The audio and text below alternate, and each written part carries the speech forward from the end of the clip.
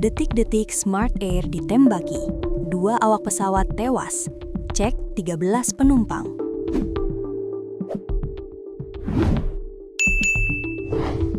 Suara rentetan tembakan memecah kesunyian di Kampung Danowage, Distrik Yaniruma, Kabupaten Bovendigul, Papua Selatan, pada Rabu 11/2/2026 siang.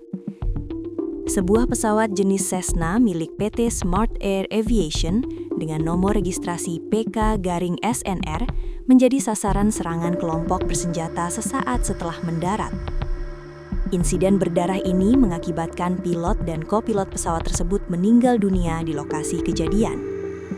Kepala Polres Bovendigul, AKBP Wisnu Perdana Putra, mengkonfirmasi peristiwa yang menambah kelam catatan keamanan penerbangan di wilayah tersebut. Pendaratan dan serangan awal pesawat. Yang terbang dari Tanah Merah itu membawa 13 penumpang dengan tujuan lapangan terbang atau LAPTER, Korowai Batu. Sesaat setelah roda pesawat menyentuh landasan, kelompok bersenjata mulai menghujani badan pesawat dengan peluru. Dalam kondisi mencekam, kedua awak pesawat bersama 13 penumpang segera melompat keluar dan berlari menyelamatkan diri ke arah hutan di sekitar bandara. Pengejaran di dalam hutan.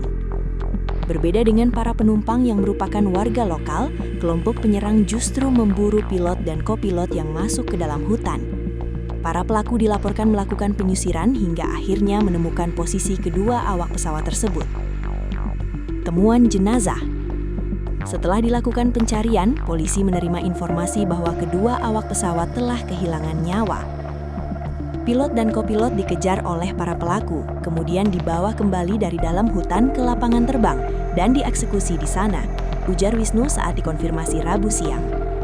Wisnu menegaskan bahwa 13 penumpang yang ikut dalam penerbangan tersebut dinyatakan selamat.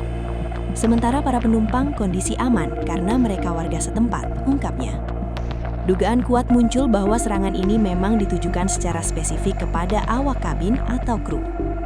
Hingga Rabu sore, pesawat PK-SNR dilaporkan masih tertahan di landasan pacu LAPTER Korowai Batu.